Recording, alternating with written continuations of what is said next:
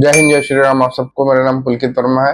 अगर आप मेरे चैनल पहली बार आए हैं तो उसको जरूर से सब्सक्राइब करना। कराची एयरपोर्ट उड़ा दिया, कराची पोर्ट उड़ा दिया, और न जाने कितनी ही फेक न्यूज इंडियन मीडिया चला रही है। और अब इनको अकल आ चुकी है क्योंकि लोगों ने इनका दबाकर ओपोज किया है। मैं खुद न्यूज चैनलों पे विश्वास करता था, पर इन्होंने टीआरपी के चक्कर में जो फेक न्यूज चला दी, कराची पोर्ट उड़ा दिया। कराची पोर्ट के साथ साथ पाकिस्तान के अंदर 60 किलोमीटर घुस गई इंडियन आर्मी, और 3-4 और न्यूज़ें चला दी जिसका कोई सर ना पैर, जो कि हमारी आर्मी ने भी कंफर्म नहीं किया कि हमने सच में ऐसा कुछ किया है या नहीं। पर इनको पहले कंफर्म हो गया कि इंडियन आर्मी 60 किलोमीटर अंदर घुस गई, कराची पोर्ट तबाह कर दिया, और दुनिया भर की चीजें जो भी है अपने चैनल पे चलाते हैं। सबसे पहले अगर आपको सच में जानना है कि चल क्या रहा है युद्ध में, करंट अपडेट क्या है, तो आप न्यूज चैनल की बजाय ट्विटर पे ऑफिशियल आर्मी का जो हैंडल है उसको फॉलो करिए।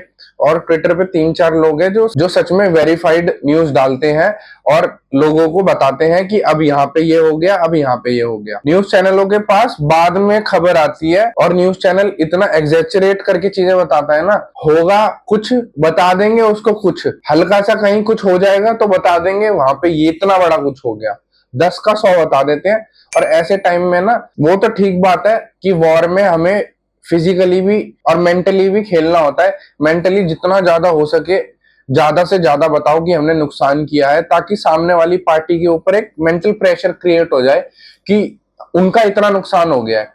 पर आप अपनी देश की जनता का इतना पागल मत बनाइए कि उसे हवा में ही चढ़ा दो। रियलिटी भी होती है, पाकिस्तान भले ही गरीब देश है पर उसका 70 से 80% जो देश का पैसा है ना, वो आर्मियों में घूमता है, आर्मी के लोगों के पास ही घूमता है। तो वो लोग भी हथियार दबाकर खरीद कर बैठे हुए हैं, वो कोई हल्के लोग नहीं है। हाँ, ये हकीकत है कि इंडिया ही वॉर जीतेगा, कल को फुल स्केल पे भी वॉर होती है तो इंडिया ही जीतेगा। पर हम पाकिस्तान को कमजोर नहीं समझ सकते क्योंकि पाकिस्तान की आर्मी के पास जाहिल प्लस पैसा प्लस हथियार, ये तीनों चीजें हैं। तो वो लोग जाहिल हैं, वो कुछ भी कर सकते हैं, वो ये नहीं सोचते इसके कॉन्सिक्वेंसेस क्या होंगे। अभी रिसेंट न्यूज निकल के सामने आ रही है कि पाकिस्तान में सेम जगह पे 4 बार सेम मैग्नीट्यूड का अर्थक्वेक आया है। और कई लोग ये आशंका कर रहे हैं कि जो पाकिस्तान है उसने न्यूक्लियर टेस्ट किया है अपना, क्योंकि सेम मैग्नीट्यूड पे सेम जगह पे 4 बार अर्थक्वेक आने का मतलब कोई लॉजिक नहीं बैठता, ये इलॉजिकल है। और जियोलॉजिकली ये पॉसिबल थोड़ा कम है कि एक दिन में ही 4 बार अर्थक्वेक आ जाए सेम जगह पे, और वो भी 4 बार सेम मैग्नीट्यूड के साथ। ये जियोलॉजिकली नेक्स्ट टू इम्पॉसिबल लगता है देखने में, पर पाकिस्तान के अंदर एक जगह पे ऐसा हुआ है। और ये वाले जो अर्थक्वेक आए हैं ना, ये क्वेटा पेशावर के आसपास के एरिया में ही आए हैं, और इनकी रेंज 4.1 4.3 मैग्नीट्यूड की ही है। तो ये सारी चीजें देख के ना ऐसा लगता है कि जो पाकिस्तान है वो न्यूक्लियर टेस्ट कर सकता है। देखो, वो कुत्ती चीज है, हम उसको हल्के में नहीं ले सकते। अगर उसने न्यूक्लियर टेस्ट कर भी दिया हो तो कोई बड़ी बात नहीं है, क्योंकि पाकिस्तान का कोई हम 1% भरोसा नहीं कर सकते। डोनाल्ड ट्रंप आए थे चौधरी बनके कि तेरा भाई कराएगा, तेरा भाई सोल्यूशन कराएगा, और दुनिया में बहुत करके आए थे वो अपनी इमेज को चमकाने। पर हुआ क्या, पाकिस्तान ने उनकी पीठ पे भी खंजर घोंप दिया। पहले यूएसए से उन्होंने बात करी कि हमें इंडिया के साथ वॉर रुकवा दो। जब इंडिया से यूएसए ने बात करी और दोनों टेबल पे आके बैठ के बात किया, तो सीज फायर में साइन कर दिया कि अब सीज फायर लग गई है, अब इंडिया पाकिस्तान आपस में गोलीबारी नहीं करेंगे। उसके 3-4 घंटे बाद ही पाकिस्तान ने अपनी औकात दिखा दी और इंडिया पे हमला कर दिया। और डोनाल्ड ट्रंप सबसे ज्यादा उछल रहे थे और पूरी दुनिया में अपनी तारीफ कर रहे थे कि देखो, मैंने इन दोनों का सलूशन कराया, मैंने बैठ के बात करी दोनों से और दोनों के बीच में समझौता कराया।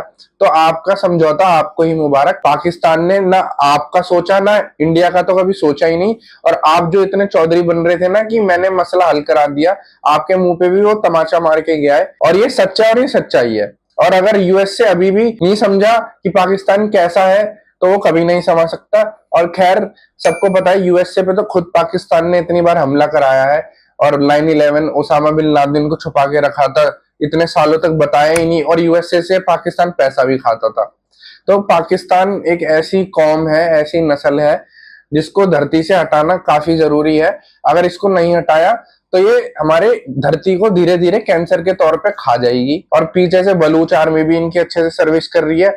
आए दिन न्यूज में नहीं आ रहा, पर ट्विटर पे खोलोगे और जो बलूच के लोग हैं ना, वो दबा दबा के आर्मी को मार रहे हैं, आर्मी को भगा भगा के मार रहे हैं। और ये चीज पाकिस्तान को इंटरनली बहुत कमजोर कर रही है, क्योंकि इंडिया से यहाँ से उनकी लड़ाई हो रखी है, वहां से बलूच आर्मी इनके ऊपर टूट रही है, ऊपर से सरकार बोल रही है कि हम समझौते के लिए रेडी हैं, हम इंडिया के साथ बैठ के बात करेंगे। पर जो मुनीर है, जो उनका आर्मी चीफ है, वो अपनी अलग चला रहा है, वो ये कह रहा है कि हम इंडिया से बात नहीं करेंगे, हम वॉर करेंगे, हम वॉर करेंगे।